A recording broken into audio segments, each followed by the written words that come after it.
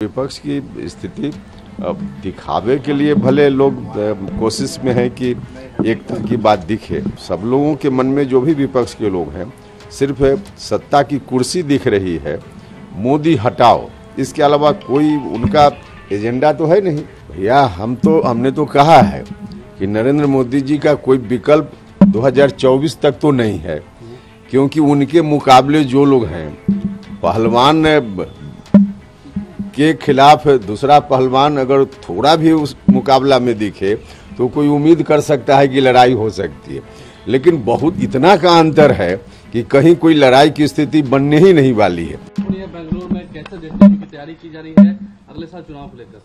26 दलों की बैठक, लगभग 2 दर्जन से अधिक पार्टियां आएंगी। देखिए, अब अलग बात है, अब तो चुनाव की तैयारी के हिसाब से सभी दल के लोग सोच रहे हैं, तो अपनी अपनी किलेबंदी की कोशिश है, तो उसमें विपक्ष के लोग कर रहे हैं।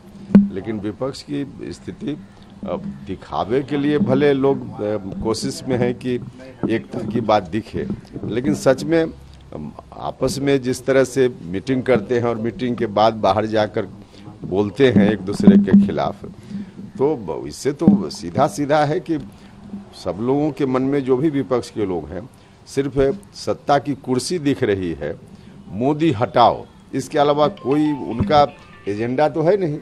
कोई वैकल्पिक एजेंडा की बात नहीं करेंगे तो जनता कैसे भरोसा करेगी? तो कुछ भी करे उसका कोई अर्थ नहीं निकलना है। एनडीए की बैठक होनी है, बैठक में आप शामिल होंगे, बैठक में जाएंगे आप?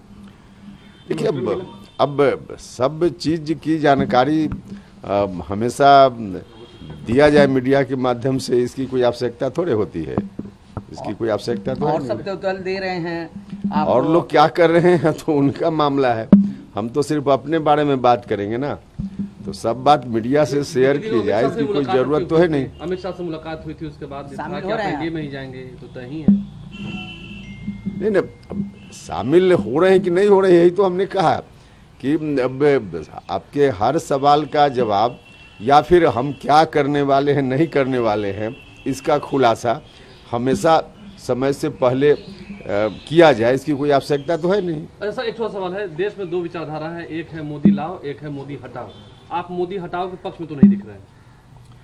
भैया हमने तो कहा है कि नरेंद्र मोदी जी का कोई विकल्प 2024 तक तो नहीं है, क्योंकि उनके मुकाबले जो लोग हैं, पहलवान के खिलाफ दूसरा पहलवान अगर थोड़ा भी उस मुकाबला में दिखे तो कोई उम्मीद कर सकता है कि लड़ाई हो सकती है, लेकिन बहुत इतना का अंतर है कि कहीं कोई लड़ाई की स्थिति बनने ही नहीं वाली है। तो ऐसी परिस्थिति में चैलेंज जब नहीं है मोदी जी के समक्ष, तो यह बात तो हम बार बार बोल रहे हैं। ये बताइए, राहुल गांधी और नीतीश कुमार किसी में वो दम नहीं है जो नरेंद्र मोदी में है? हाँ भाई, बिल्कुल। अभी तो हमने कहा कि कोई एजेंडा ही नहीं है इन लोगों के पास। कोई व्यक्ति का सवाल तो सेकेंडरी है, पहले तो एजेंडा की बात है।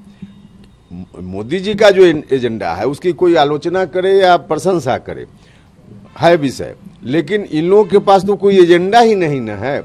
जनता के सामने जब तक वैकल्पिक एजेंडा, ठोस एजेंडा लेकर कोई विपक्ष बात न करे तो फिर कहां से उस पर जनता का ध्यान ही नहीं जाएगा और चुनाव में कोई इशू ही नहीं बन पाएगा। मोदी के टक्कर में कोई दूर तक नहीं दिख रहा है। बिल्कुल, हमने कहा ना कि 2024 में कोई चुनौती नहीं है।